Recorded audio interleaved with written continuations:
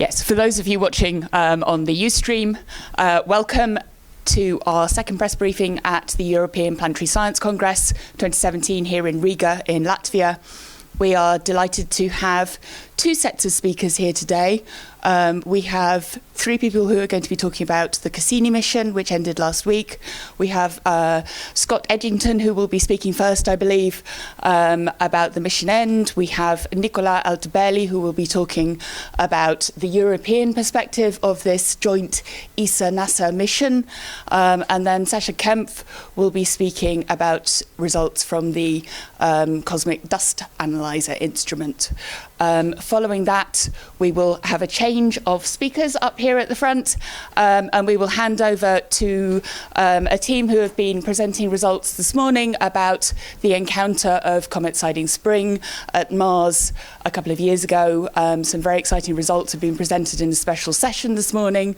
And so we have Beatriz Sanchez-Cano, we have Holmström and Matteo Crismani, who will all be speaking after the Cassini results. So we will be taking questions at the end from people here on the floor and from people watching via the live stream. There is a chat window on the live stream there. We also invite you to submit questions via Twitter at Europlanet Media. And we will be taking those later on. So first of all, I will hand over to Scott. Thank you very much.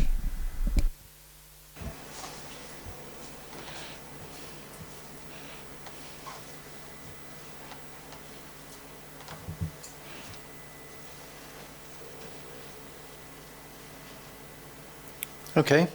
Hello, I'm Scott Edgington, the Deputy Project Scientist for the Cassini mission to Saturn.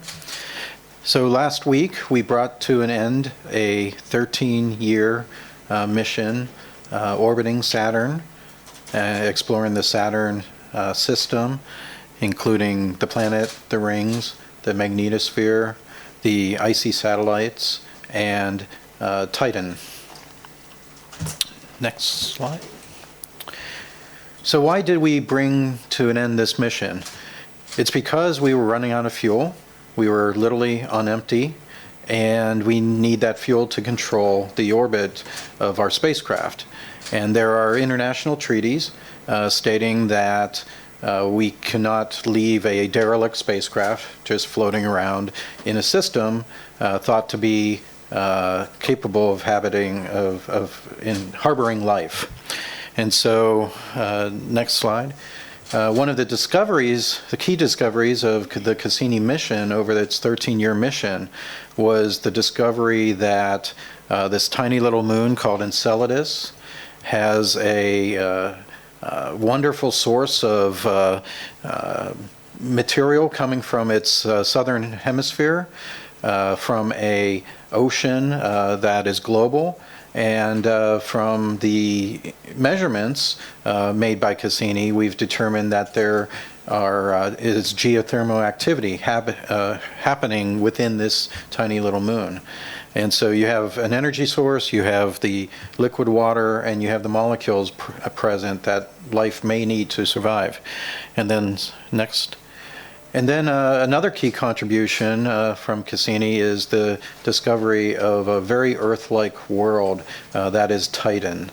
It has liquid methane lakes, it has a global ocean underneath its icy shell, a rich chemistry, very complex molecules present that may also be key for life. Next.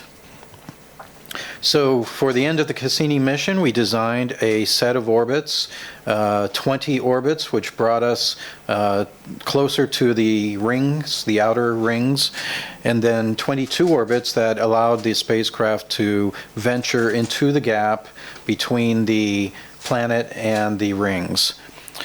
Next. So we executed these orbits over the last 6 months, and the final hour is shown on this graph here. You could see the timeline at roughly every 10 degrees latitude. It takes to go from 60 north over the planet to 10 north takes about an hour. Next slide. And then Cassini's last 90 seconds are shown here. And in these 90 seconds, we're literally sampling the atmosphere. We literally turned our spacecraft into the first atmospheric probe that has informed us about Saturn's upper atmosphere. Next. And these on this slide shows images of Cassini's final resting place. The final images that we sent down were of the region where Cassini was vaporized in the atmosphere. On the left, you see infrared instrument images that show the radiation that naturally comes out of Saturn's atmosphere, and on the right is a visible image of the region illuminated by light from Saturn's rings. Next.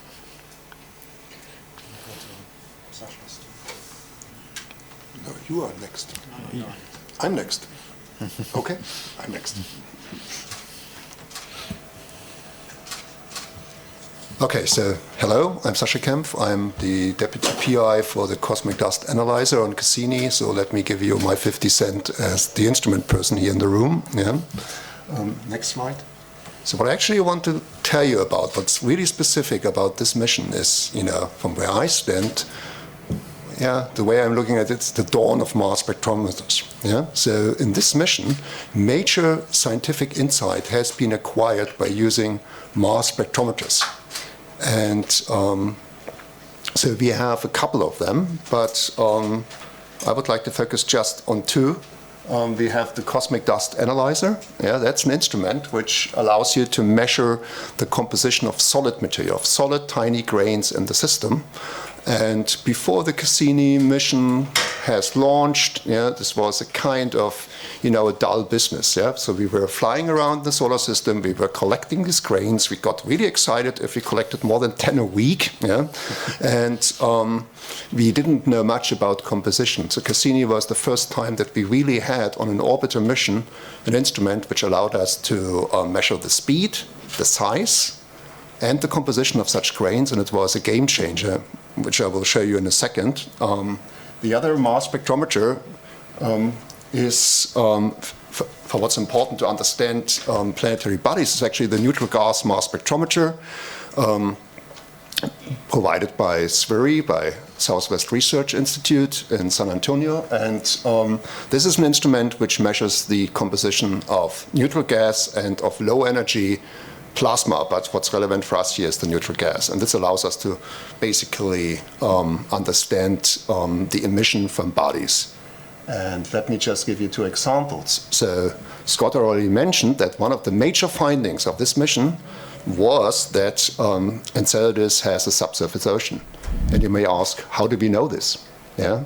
So we cannot just drill or, so how do we know this? And the first really substantial evidence was actually based on the elemental composition of the ice grains ejected by the plume itself, because the grains are not just ice, so they have a little something in it, and the little something is telling us actually what's going on. And so this is the kind of discovery mass spectrum of the stuff. It shows that there are salts in it. The origin of the salts is basically the rocky material with which the subsurface ocean is in contact. You resolve the salts from the minerals, and you end up with a salty ocean water, and some pieces of the salty ocean water gets frozen into little particles carried by the upstreaming gas to the exterior, and this is what we catch with the instrument. And by collecting samples from the subsurface ocean, we could eventually tell, together with the data from other instruments, about not only about the composition of the ocean, but also about the temperature, and to some extent about the interior structure. And next slide. And then during the last, basically starting in April, when we started to do the proximal orbits, what we call the proximal orbits, it was for us, for the mass spectrometers, like actually like emission of itself. Yeah? And the reason why this was so different for us compared to what we have done before is that we were actually so close to the planet that we were in a region which is not accessible for the grains from the outside. So the magnetic field of Saturn, which is basically pushing the plasma to circle stiffly with the magnetic field, constitutes an obstacle for these particles which are charged. Yeah? They cannot penetrate. Yeah? So everything we collect inside this region, and this boundary is approximately at the outer rim of the A-ring, is really from the inside. And during these flybys, these crossings of the inner system, we collected particles. And these particles are from the main rings. So we really acquired to get little pieces from the main rings and provide ground truths, if you want me so, what the rings are made of. Of course, we know the rings are made of water ice. That's not the question. The question is, what is this little something else in the main rings? Scientists debate about this since probably 40 years, 50 years, because this tells us about the age of the rings. It tells us about, how the rings have been formed, what was the source body, stuff like that.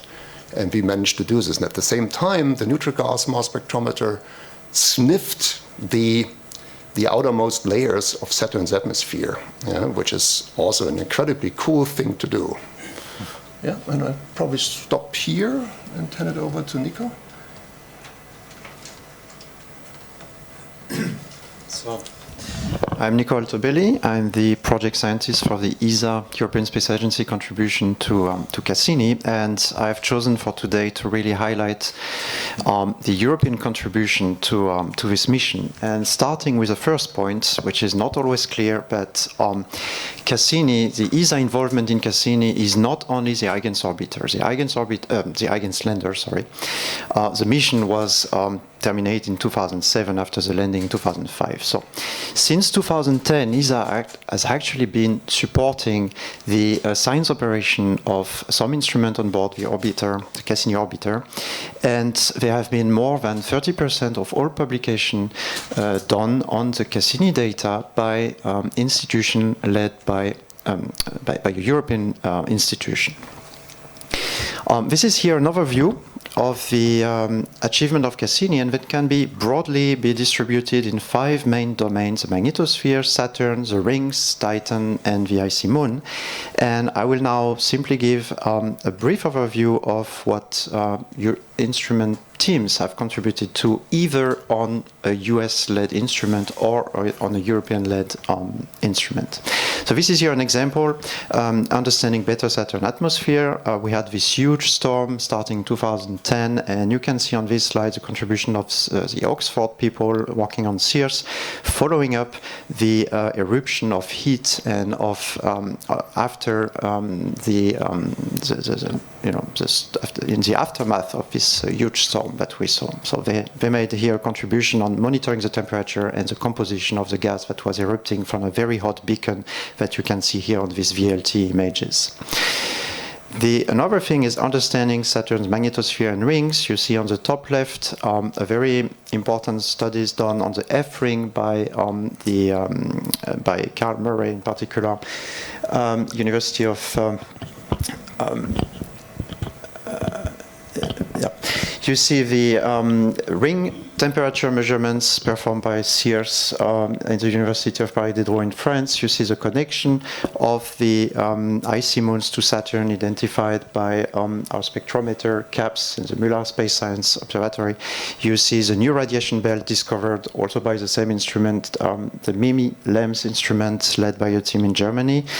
On the icy moon, of course, to be remembered is the discovery of the plumes by the perturbation in the magnetic field by the magnetometer from Imperial College London. You see, of course, what Sascha already mentioned, the analysis of the composition of the plumes and the icy grains and their link to the E-ring observed by Cassini, the cosmic dust analyzer, and later going deeper in the analysis, the discovery of the hydrothermal activity going on at the ocean core interface surface. And of course, the determination of the existence of this ocean is attributed to the radioscience gravity group based in the University of Rome.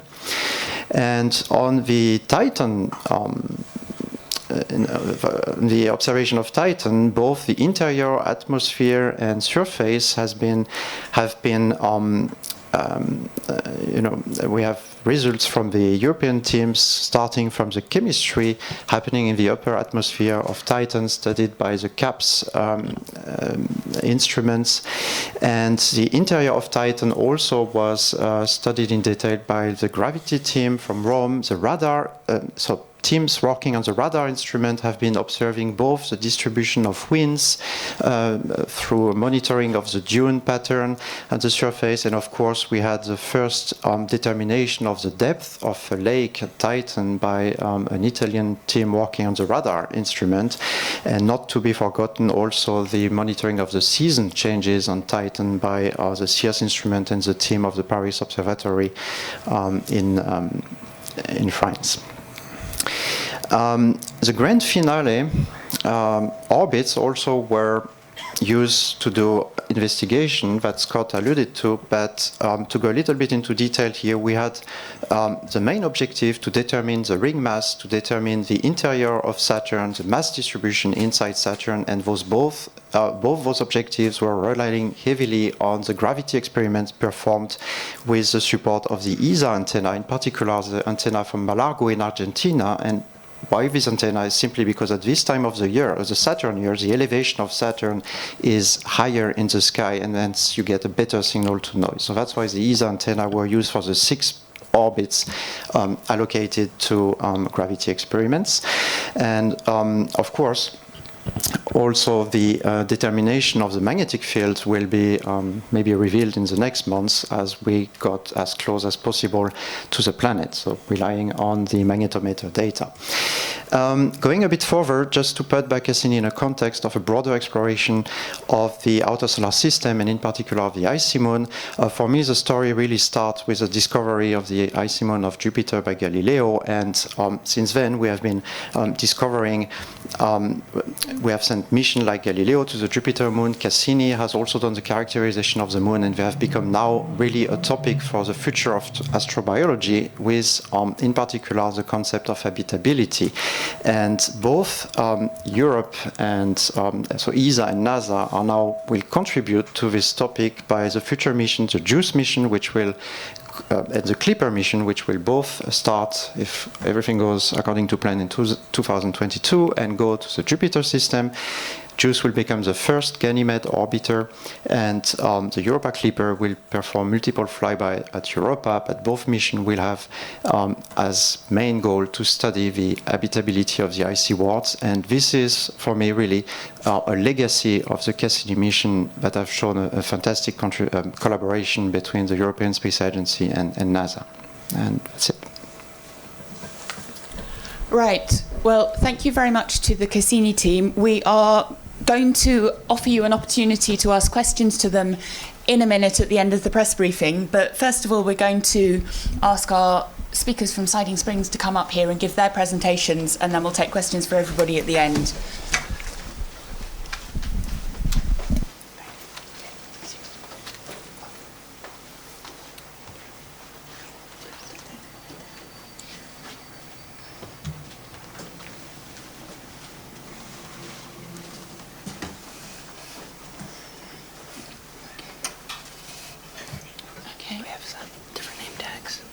Oh, yes.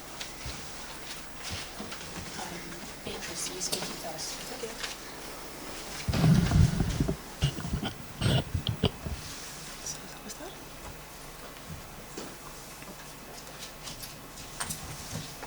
So just to remind you, our speakers are Beatriz Sanchez-Cano, Matt Holmström, and Matteo Crismani.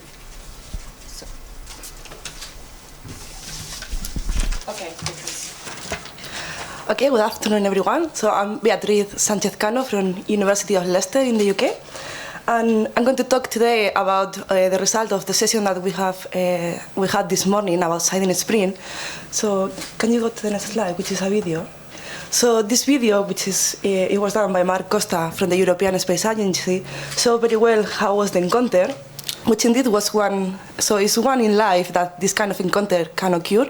It's super weird, and it's Siding Spring was a comet from the Oort cloud, so quite far, even outside the solar system. So it just passed very close to Mars. Just for give a general idea, it was like 1/3 of the distance of the Earth to the Moon, so it was super close. And as you can see, as you saw before, there was a big tail that hit Mars. So a lot of particles and a lot of kind of interaction between the particles and the solar wind have an important effect on Mars' atmosphere. And this is basically what we were discussing today in our session.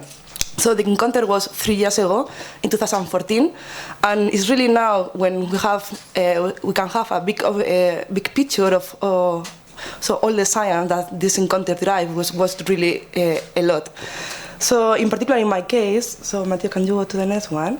So in particular in my case, what I was doing, it was to study the relation between the particles from the atmosphere of the comet, which is called coma, with the solar wind. So these particles, as you can see, so they are deposited into the atmosphere and create some ionization in the upper part of the atmosphere. And I have just a small picture in there of this enhancement in green, which is basically the enhancement due to the comet encounter.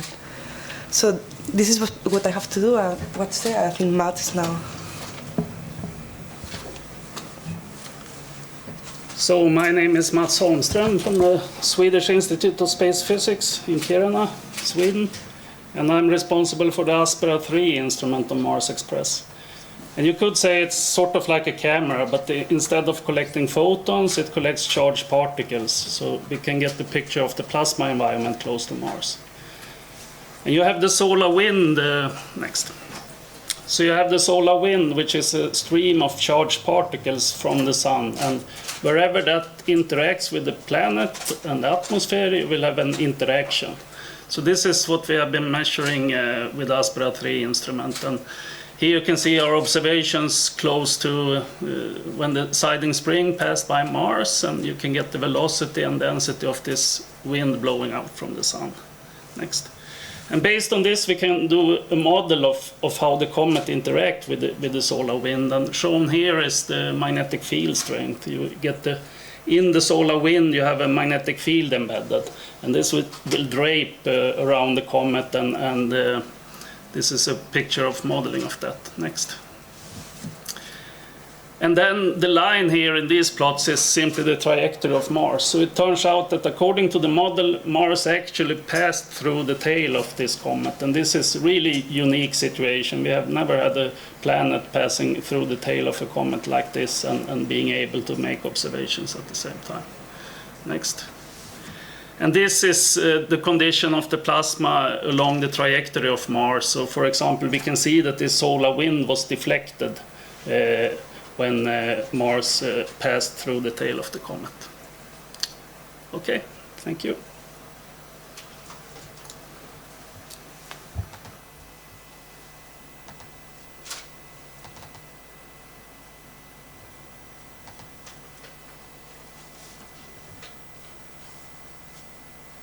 Hi, my name is Matteo Crismani. So I want to talk to you a little bit about what the MAVEN mission was able to see. MAVEN was inserted into orbit. It's studying how the evolution of Mars' atmosphere has changed over long periods of time. And what we were looking at is we're able to make images of the top of the atmosphere. Now what you're looking at in this image here is a number of white flecks on a dark background, and this is illuminating the planet Mars. The atmosphere is not to scale, and these white flecks are supposed to show what a meteor shower would look like on Mars. And up in the medium to top right corner, that's the comet as it's already passed by. So what's a meteor shower? So some people are familiar with the idea of a shooting star. Shooting star is actually not the correct term because it's not a star. It's actually a piece of dust, something on the size of a grain of sand to the size of a pea. And as it hits the top of the atmosphere very quickly, it burns up and catches fire. And so what we do is we can take images of the atmosphere, and we do that by looking at different species in the atmosphere. So you're looking at things like carbon dioxide, you're looking at carbon monoxide, And this is what we normally see. These are these features that you're seeing here, typical Mars emissions. And afterwards, you see a very bright enhancement due to this species called magnesium. So what is magnesium, and is this normal? The answer is no, it's not very normal. Instead, magnesium is found usually in things like rocks, like olivine. And so you have this, as it comes in at high velocity, the particles, the pieces of dust, the grains of sand, so to speak, are burning up, they're melting, and they're leaving their constituent atoms. They're leaving magnesium, iron in the top of the atmosphere. Now normally, you're not able to see these things at the altitudes that we're finding them. We're finding them above 100 kilometers. So usually if a piece of dust were to come off the ground, maybe 10s to 40 kilometers would be the top, and we see them much higher than this. And so what we're able to do is we're able to construct profiles of these species. And what you have here is vertically you have the altitude and how much of these species is shown at the bottom. And we were able to see an enhancement that was unlike anything else we had seen in the mission. And then from this we can derive important quantities. We find that the metals are all deposited near 120 kilometers, very, very high into the atmosphere. And we also found that it was 1,600 kilograms or 16,000 kilograms of dust. And for context, this is half of a blue whale. Now, it didn't come in as a single blue whale. It came in as individual grains of salt, but this was spread over the entire planet. And so you can put this into context. You can begin to think about, I've seen a shooting star maybe before. If you've seen a shooting star every once in a while on a night, this would be equivalent to seeing 30 per second. So I'll leave you with this image, which is an artist's conception. This is not an image that we actually took. But this is probably very realistic in that the entire sky would be lighting up with meteors every second, brand new ones. And these ones, the ones that we're familiar with, sometimes last a few seconds. So you can imagine that if we did have a person on the surface, you'd be able to look up and take incredible photographs. Thank you. Okay, many thanks to all of our speakers. I think maybe, could I ask you just to go back and sit in those 3 seats so that everybody can see you?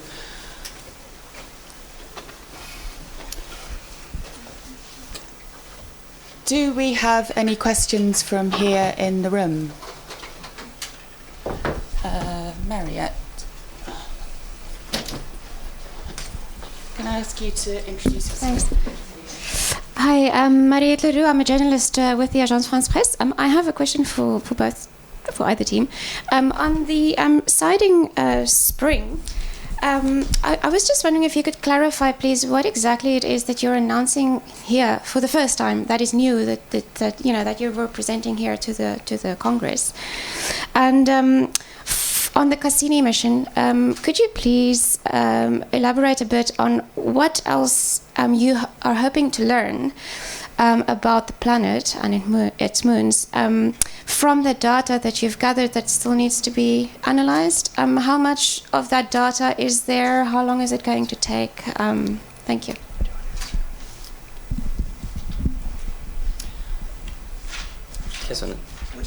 Yeah, go ahead. Take it. Okay. Siding spring first. Oh, that's okay. Answer yours. Okay, Cassini first. I can start. But yeah, on the last orbit, I think what I would say from a personal point of view, what I would really like to see, and we will see soon, are the data taken during the final minute in the atmosphere, because you know that Cassini was able to maintain its pointing to Earth during the final minutes from the entry point down to 1,500 kilometers above the 1 bar level, which is the reference surface of the planet. For when you don't have a solid surface, you do it with a reference to the 1 bar level. And I think, I don't know if we have better figures now, but Cassini has lost contact about this altitude above this reference level. And during this whole time, there were data from the magnetometer, from all in-situ instruments that Sascha was talking about, magnetometer, plasma instrument, INMS, and the whole in-situ suite of instruments. And we should get, in particular, the most accurate magnetic field measurement ever taken for this planet from those last minutes of the mission. And I think that's something I would be personally very interested to learn about. Maybe you have other comments on that. So, turning Cassini into a planetary probe definitely has enabled us to explore the upper reaches of Saturn's atmosphere to figure out how it's constructed, what it's composed of. Stepping back, though, the last 6 months of Cassini's orbits took the spacecraft between the planet and the rings at various radii from the center of the planet, and that has enabled us to meet other goals, other science goals. A few that come to mind are the gravitational measurements. There we're learning about the interior of the planet, how it's constructed on the inside, how the winds move around deep inside the planet. These are deeper than where we observe the visible clouds. Also, the magnetic field. We're trying to determine exactly what generates this magnetic field and why the magnetic field is aligned. If you look at the axis of that magnetic field, it's aligned with the spin axis of the planet. And then there's the origin of material that's falling into Saturn's atmosphere, which Sascha has mentioned. It's a complex system, and where we once thought the planet was separate from the rings, it's actually a connected system, and we're very interested in studying exactly how it is connected. Sorry, can I just ask you when you're not speaking to turn the microphones off, because I think it was getting a bit of feedback. Okay, Talina, do we have any questions online? Sorry, the siding spring. Yeah. So Siding Spring, of course, happened in 2014, and it's been quite a bit of time. But you've only seen a few of the different results that we presented in the session this morning. And in fact, it was there were multiple spacecraft. So not only was the MAVEN spacecraft there, Mars Express was there, MRO. The landers were even able to observe detections in the radiation.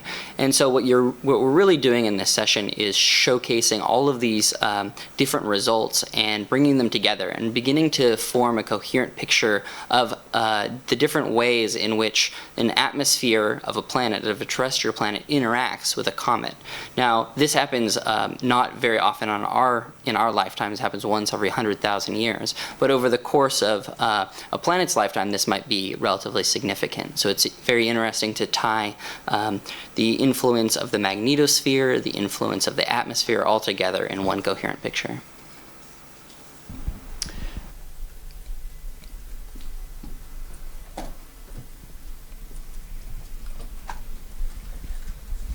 Hello, my name is Liakos and I'm a reporter with the Latvian radio. So could you explain, a question to both parties, what is the practical significance of these findings? Thank you.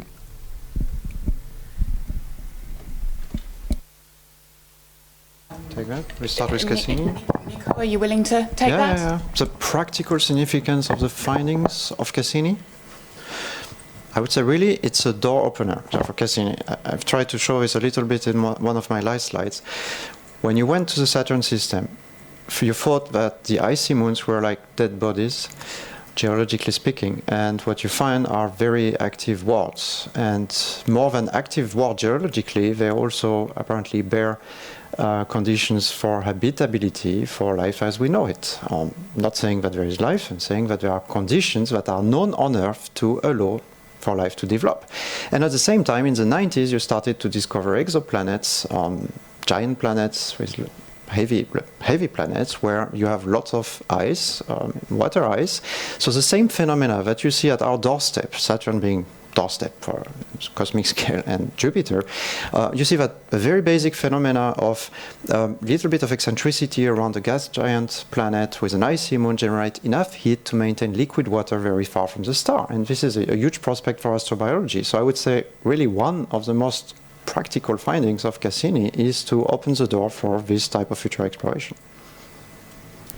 And the Siding Spring team? Matt? Yeah, I would like to say it's, of course, fundamental science, so there is no really direct practical application of it. But if we understand how planets and their atmosphere interacts with this star they circle, we can learn more about the evolution also of our Earth. So how has it been in the past and how will it be in the future? Tilina, any questions from remote viewers? Okay.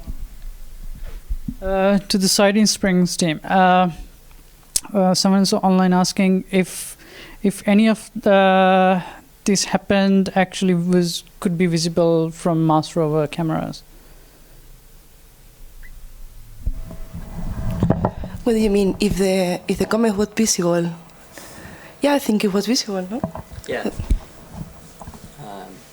Oh. There is a mast cam on the Curiosity rover, and while they attempted to look for meteor showers, it's very hard to do with their resolution camera. The human eye is very good at detecting things of different brightnesses, and the mast cam is specifically designed, and it wasn't specifically designed for detecting meteors, so you would not be able to see any meteors with it. Whether or not it took any usable images of the comet, I don't think. I think it tried to look, but it's also, it was on the day side when it took these images. It's very hard to see something that is not that bright in the day. I would like to add that it's not only pictures that were taken at Mars. If not, there were many satellites, like the Hubble telescope, that were observing the event. So it's not only like there were science at Mars, if not, there was science from Earth that were looking to the event. Is it unusual for a planet to go through a meteor shower of this size? I mean, as far as we know, has the Earth ever, and will it ever? And if it does, when it does, what would it be like for Earth? I mean, would it be a problem in any way? Would it just be a beautiful display? So I think the historically speaking, the closest thing that we have potentially come to is the Leonids in 1833. In that context, there wasn't a comet as close as there is in this context. So having an Oort cloud comet basically buzz the top of the atmosphere is very unusual, and we don't expect to have had that in human timescales. However, you do have very strong meteor showers at some times, and people are still looking into whether or not the 1833 meteor shower would have had any sizable atmospheric effects. For instance, when meteor showers occur, they leave behind smoke particles as the things burns in the upper atmosphere, which can become a site for clouds. And if you have a very strong meteor shower, some people have been working on whether or not this would lead to an unusual clouding effect, which would lead to a potentially cold northern hemisphere, which you can look for in the geologic record, or the ice record, sorry. Any further questions from our floor or from those watching? Yes? There's a question actually from a 11-year-old student. She's asking, does this mean that future rovers should be looking up at the atmosphere as well? Well, I guess they can, of course, they can look to the sky just to see this event, but the thing is that these events are quite unpredictable, so we knew like 2 years before that this event will happen, so that's why all the spacecraft and all the rovers were looking to the sky. But if you don't know when this is going to happen, you can look, of course, and maybe you are very lucky and you find something, but it's quite maybe improbable. So, yeah. Any more questions? Yes.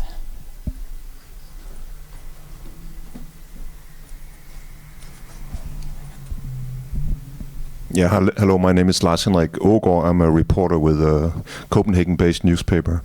I was just wondering, are there any, after this amazing discovery, especially about Enceladus, are there any plans now of future missions going up there searching for origin of life particles, organic matter or whatever, flying through those geysers again. Thank you.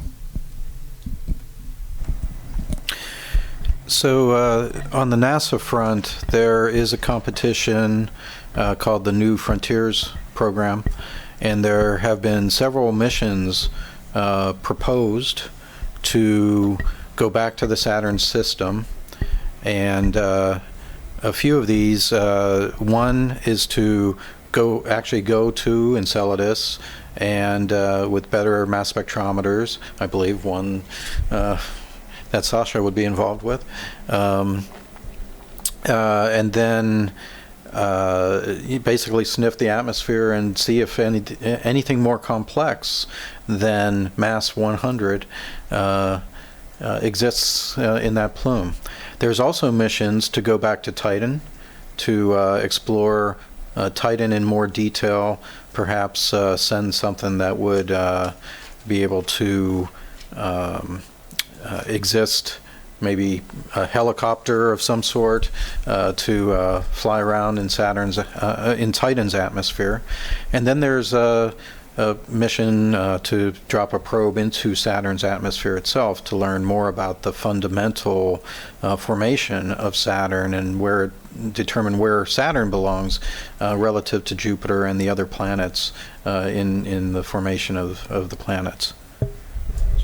Yeah, so I think the great benefit of having a Cassini around Saturn for so many years is that now we know what to look for. Yeah, so the Cassini instrumentation, they were like, discovery type, pathfinder type instruments. Yeah, limited capabilities, and we did outstanding stuff with these limited capabilities. Now we know exactly what we have to look for. Yeah, so now we can send space probes with ultra high resolution, which allow us to identify, the ratios of amino acids in the ejected ice grains. If they are in the ice grains, it's a very strong indication that there's actually life, things like that. But in order to do this, you need to do the first step, and Cassini was exactly this first step, and now we are eager to do the second. Yeah, and it's not just Saturnian system, it's also, it helped us to prepare the mission to the Jovian system, to Europa, which is another very strong candidate for life. Yeah, if there is life in the solar system, it has a subsurface ocean as Enceladus, and the Cassini data helped us to basically design the right instruments with the right capabilities. Yeah, of course we will do this. So we're running out of time, but if there's one final question, either here or from the floor, no. Okay. Well, thank you very much. Thank you very much for coming to the European Planetary Science Congress. Thank you very much to all of our speakers. We've had a packed lineup, but we've got through it on time. And please do carry on watching the live stream, which will carry on until the end of the conference. It's streaming selected sessions. There are Cassini sessions, which will be streamed this afternoon. Many lunar sessions tomorrow that you will be able to access online through the live stream. So thank you very much.